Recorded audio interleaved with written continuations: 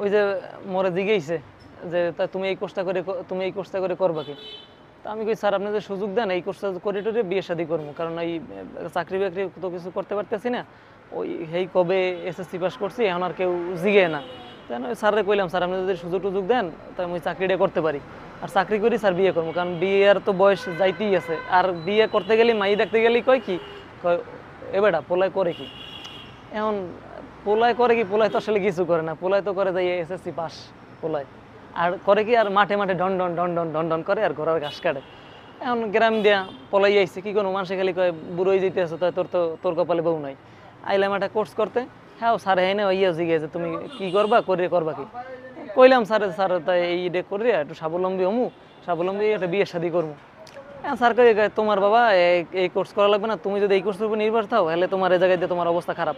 আর তোমার এই জায়গায় তোমার কোর্স করার দরকার নাই, তুমি যে কোনো কিছু পারো